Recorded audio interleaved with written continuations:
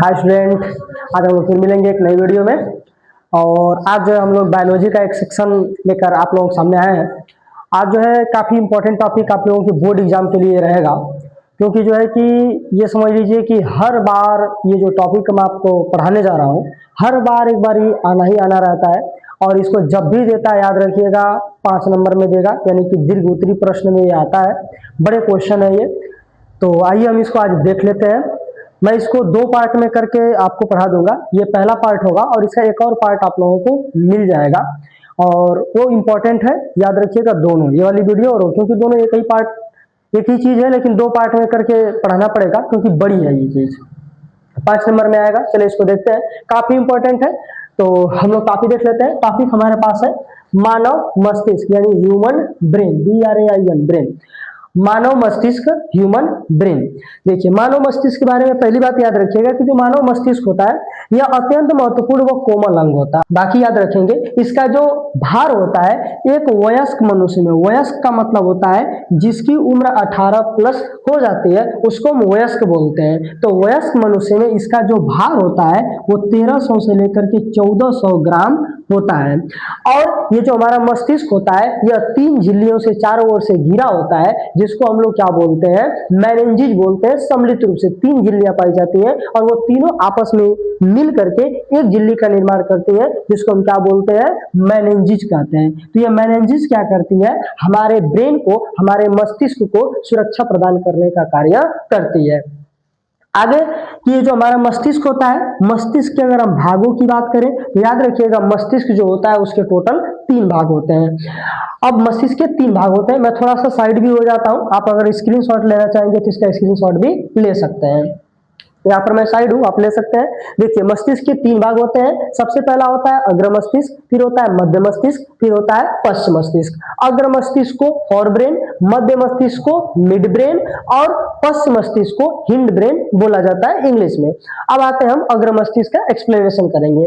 देखिए, जो अग्र मस्तिष्क होता है यह हमारे मस्तिष्क का सबसे बड़ा भाग होता है। अग्र मस्तिष्क जो है हमारे मस्तिष्क का सबसे बड़ा भाग होता है, ये सबसे बड़ा भाग होता है, जो हमारे कुल मस्तिष्क का लगभग 2/3 भाग अकेले बनाता है।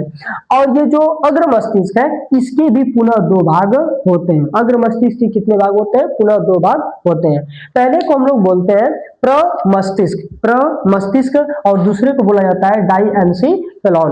अब ये जो प्रमस्तिष्क है, जिसको इंग्लिश में सेरिब्रम बोला जाता है, इसके बारे में देख लेते हैं। तो यह जो है कि 2 गोलार्धों से मिलकर के बना होता है। 2 गोलार्ध में एक होता है बाया गोलार्ध और एक होता है दाया गोलार्ध। एक होता है बाया गोलार्ध, एक होता है दाया गोलार्ध। तो इन 2 गोलार्धों से मिलकर के बना होता है प्रमस्तिष्क, ठीक है। और यह जो प्रमस्तिष्क है यह हमारे कई क्रियाओं को नियंत्रित करने का कार्य करता है, यानी कई क्रियाओं का नियंत्रण केंद्र होता है। तो कौन कौन सी क्रियाओं का यह नियंत्रण केंद्र होता है, तो सबसे पहला जो हमारा केंद्र है ये सोचने व तर्क करने की क्षमता। सोचने व तर्क करने की क्षमता, यानी कि कोई हम कार्य करते हैं तो क्या सोचते हैं, यानी कि जो प्लानिंग जो बनाते हैं हम लोग, क्या सोचे, कोई काम करने के लिए कैसे किया जाएगा, उसकी पूरी प्लानिंग जो होती है वो हमारे ब्रेन में कहां पर बनती है, तो याद रखिएगा प्रमस्तिष्क के अंतर्गत बनती है। साथ में तर्क करना, जैसे कि आपको कोई कुछ कहा और उसके बदले में जो आप उसको जवाब देते हैं, जो रिएक्ट करते हैं, वो तर्क करते हैं, वो तर्क शक्ति का जो निर्णय है वो कौन लेता है, हमारा प्रमस्तिष्क लेता है। और कहां पर ये क्या करता है, स्मृति का कार्य करता है। देखिए, स्मृति का मतलब होता है याददाश्त, यानी कि जो भी चीज आपके साथ घटित होती है वो चीज आप याद कर लेते हैं। तो वो याद करने की क्षमता, यानी कि जो डाटा है वो आपके ब्रेन में स्टोर होता है, वो कहां पे स्टोर रहता है, तो याद रखिएगा हमारे प्रमस्तिष्क में ही स्टोर रहता है। इसीलिए इसको जो है कि यहाँ पर लिखा गया है याददाश्तों का संग्रहित करना, यानी हमारी जो याददाश्त होती है इसको ये संग्रहित किया रहता है। जैसे आप लोग जानते हैं, कभी किसी को देखे रहेंगे, आज जब बहुत समय बीत जाएगा आप दोबारा उसको जब देखते हैं तो तुरंत दिमाग पे जोर जाता है, इसे कहते हैं अरे यार इसको हम कहीं देखे थे, कहाँ देखे, अच्छा नौरिया में हमसे मिला था। तो ऐसे जो हम लोगों को याद आता है, तो ये याददाश्त स्टोर हमारे ब्रेन में रहती है, कहाँ पे, प्रमस्तिष्क में याद रहती है। बाकी हमारी स्वैच्छिक जो कार्य होते हैं उनको भी नियंत्रित करता है। स्वैच्छिक कार्य जो हमारे इच्छा के अनुसार होता है उसको हम स्वैच्छिक कार्य बोलते हैं, जैसे चलना, खेलना, कूदना, लिखना, पढ़ना, डांस करना, इन सब क्रियाओं को हम स्वैच्छिक कार्य बोलते हैं। तो इन पे भी इनका जो है नियंत्रण देखने को मिलता है। हमारी इच्छा है तो मैं बोल रहा हूं, तो ये भी मेरे स्वैच्छिक कार्य है। मैं बिना इच्छा के, मैं सोच लीजिए मैं इस रूम में कोई नहीं है, मैं अकेले आपके सामने बोल रहा हूं बस इस उम्मीद से कि जो है कि आप लोग मुझसे वार्तालाप कर रहे हैं, तो यहाँ पर कोई नहीं है, मेरा ये स्वैच्छिक इच्छा है, तो ऐसा बोल रहा हूं। तो इन क्रियाओं पर ये क्या करता है, नियंत्रित करता है। अब ये जो प्रमस्तिष्क एक भाग हो गया, दूसरा भाग है इसका डाइएन्सिफिलॉन। चलिए डाइएन्सिफिलॉन मैंने यहाँ पे राइट किया हुआ है, डाइएन्सिफिलॉन को देख लेते हैं। डाइएन्सिफिलॉन क्या है कि इस भाग में पीयूष ग्रंथि पाई जाती है, यानी कि इसी भाग से पीयूष ग्रंथि निकलती है। देखिए पीयूष ग्रंथि जो है काफी इंपॉर्टेंट ग्लैंड होती है, क्योंकि इसको मास्टर ग्लैंड भी कहा जाता है। और इसका रीजन क्या है मास्टर ग्लैंड कहने का, कि हमारे शरीर में जितनी भी क्रियाएं होती हैं उन सभी पे जो नियंत्रण होता है वो पीयूष ग्रंथि का होता है, जिसके कारण उसको मास्टर ग्लैंड कहा जाता है। अगली बात, ये जो डाइएन्सिफिलॉन है इसके दो भाग होते हैं, एक होता है थैलेमस, एक होता है हाइपोथैलेमस। अब ये जो थैलेमस और हाइपोथैलेमस है ये हमारे रोज के जो जीवन में घटनाएं होती हैं हमारे साथ, उन पे काफी इनका नियंत्रण होता है। चलिए देखते हैं क्या नियंत्रण है। सबसे पहले यहाँ पर मैंने लिखा हुआ है थैलेमस के बारे में। थैलेमस, थैलेमस के बारे में याद रखें, यह हमारे कई क्रियाओं का नियंत्रण करता है। कौन सी क्रियाओं का नियंत्रण करता है, जैसे स्वाद कैसा है। स्वाद कैसा है का मतलब, हम गए पार्टी में, मान लीजिए कोनो न्योता दे दिया और उसके घर गए, अरे न्योता नहीं दिया तो ऐसे ही चलेगा, तो न्योता दे दिया, आ जाके वहां पर क्या किए कि कोई खाना खाए, तो खाना खाए तो उसका स्वाद कैसा है, तीखा है, मीठा है, या फिर जो है खट्टा है, कैसा है उसका स्वाद, तो ये महसूस आपको कौन कराता है, थैलेमस कराता है। इसके बाद स्पर्श महसूस कराना। स्पर्श महसूस करना का मतलब है कि जैसे मैं यहाँ पर हूँ, अभी कोई पीछे से आया और थोड़ा सा यहाँ पे टच ऐसे किया, हमको तुरंत पता चलेगा ये कौन हो तो है।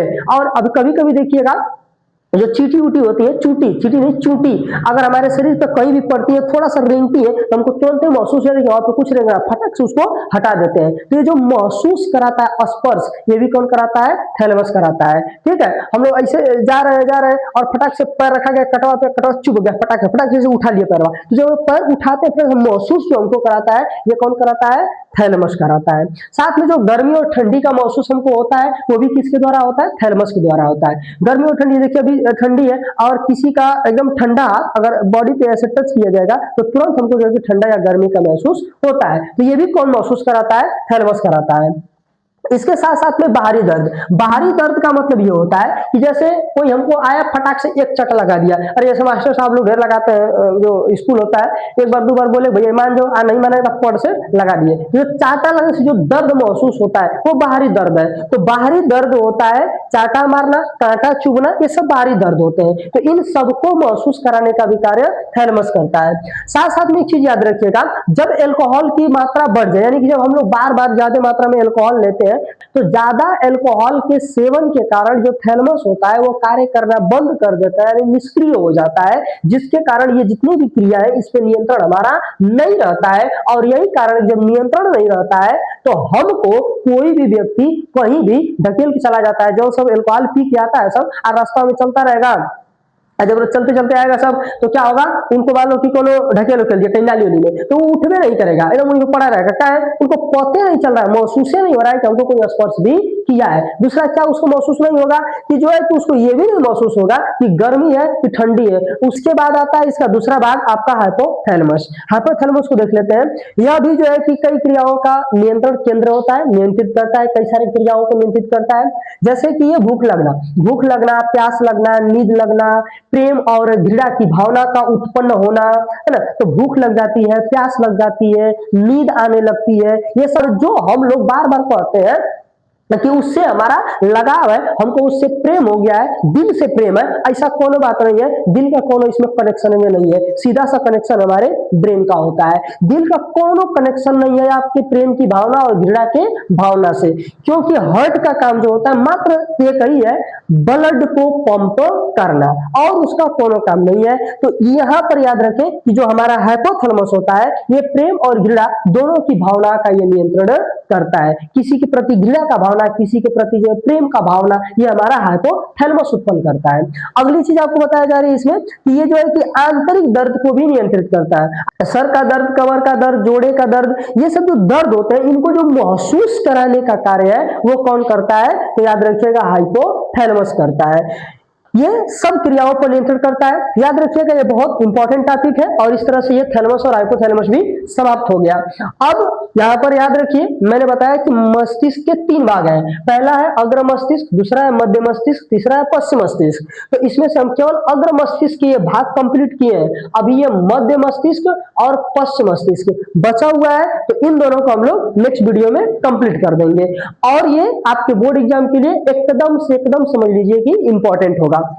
और बाबू अब समय बिल्कुल नहीं है, तो आप जो है कि एकदम लगन से मेहनत के साथ लगे रहिए, क्योंकि आपका रिजल्ट जो है बहुत कुछ आपके जीवन में बदल सकता है। इस बात को याद रखिएगा बाबू, अगर जीवन में कभी सफलता मिलने में देर हो तो घबराइएगा नहीं। अगर जीवन में कभी सफलता मिलने में देर हो तो घबराइएगा नहीं, क्योंकि एक ही डाली पर लगे हुए 10 फल एक ही समय नहीं पकते हैं, सबके पकने का समय अलग अलग होता है। उसी प्रकार से आपके सफलता का समय अलग होगा। अगर आपके साथ वाला सफल हो गए तो उसे घबराइएगा नहीं, आपका भी समय आएगा और आप सफल हो जाएंगे, बिल्कुल उस डाली पर लगे हुए फल के समान। क्योंकि वो फल दोनों एक साथ नहीं पकते हैं, भले ही दोनों को एक ही पेड़ के द्वारा एक ही न्यूट्रिशन दिया जा रहा हो। इस बात को याद रखेंगे, ठीक है। हम लोग फिर मिलेंगे नेक्स्ट वीडियो में, तब तक के लिए थैंक यू।